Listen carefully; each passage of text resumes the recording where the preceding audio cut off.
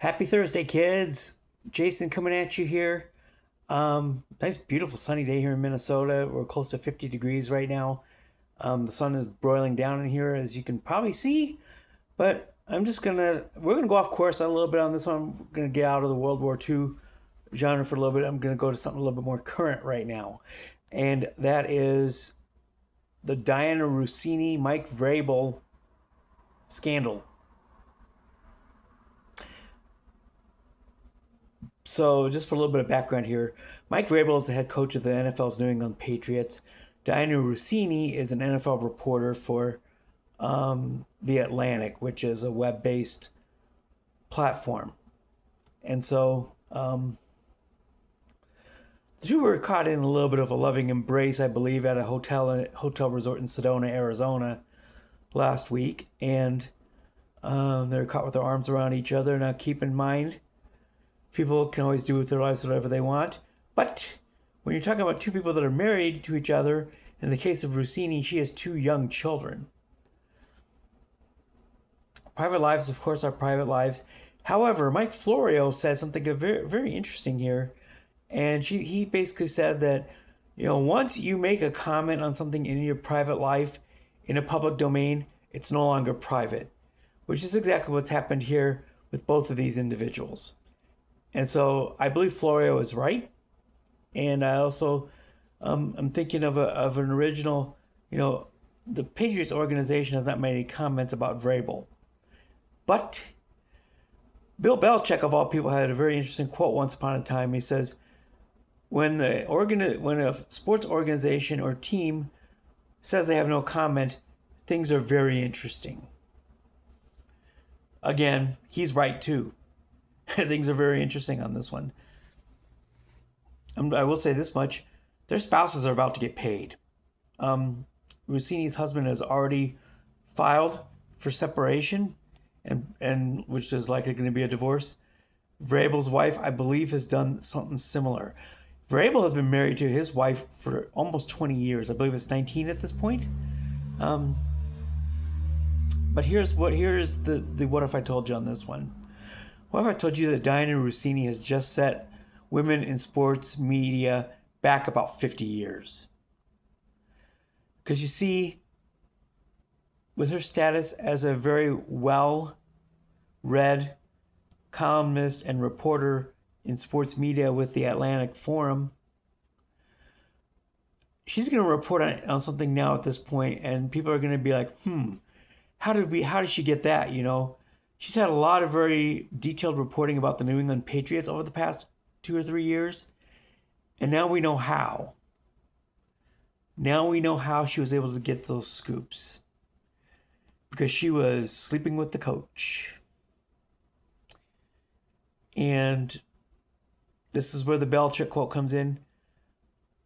The Patriots organization had said that we will not be making any comment at this time. Yes, indeed, Bill. This is where it gets real interesting.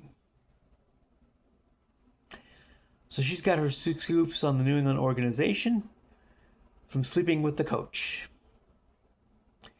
And this, as I said, sets back sports media with women about 50 years. There's been some women in modern history that have been very, very good at this. And now her ability and credibility in this has gone out the window. The Atlantic, of course, has decided that they're going to stand by her. And at this point, I don't think they have much of a choice. I mean, they could fire her. And I don't think it would be, I think it would be the right move if they did. But I can also see where they believe that they can't do it, that they're kind of on the ship with her. And they're going to have to go down with it. So, I mean, any reporting that she does now is going to be done through that lens. Is going to be viewed through that lens, that very critical lens. Like, how does she get this particular story? Is she cheating with some other male figure within that organization? Who knows? Maybe she has a roster. And I don't mean a football player roster. I mean the type of man roster where she's seeing a whole bunch of guys. And her husband's at home with the kids while she's doing this and going out of town. That's the kind of roster I'm referring to here. Not the Patriots roster, but a roster of men in high powerful positions that are execs. And they're getting something from her, and so she's getting something from them. Quid pro quo, I believe we call it. And so it's going to, anything reporting that she does from this point forward is going to be looked at with some very serious doubt. As far as what happens to Vrabel, if the Patriots have no comment, and it's the Patriots organization, and it's Robert Kraft as the owner, a man who is no stranger to controversy himself, massage therapist anyone, tug and rub anyone, the owner of this organization, of course, is very familiar with this type of thing himself. And so he's going to back his coach. Because his coach is doing similar things to himself. Creeps stick together. And so nothing's going to happen with Vrabel. And I don't think his behavior affects the coaching profession at all. But I think Russini's does. And before you go off telling me, whoa, that's a double standard, isn't it? Well, no, because Russini's job is dependent on access to powerful men, mostly men, within sports organizations. And Vrabel's is not dependent on that. His is dependent on his ability to motivate a football team of men and to plan and to lead a coaching staff himself, which is something that he's probably, obviously last year getting to the Super Bowl, he proved reasonably well at.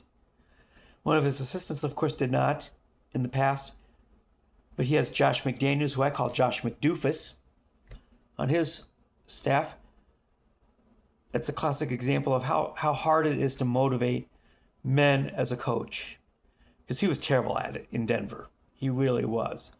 Vrabel obviously did a fine job of it in New England. So his job is not dependent, and his image is not going to be tarnished, because his job is not dependent on his off-team behavior. It just is what it is. But Russini's is.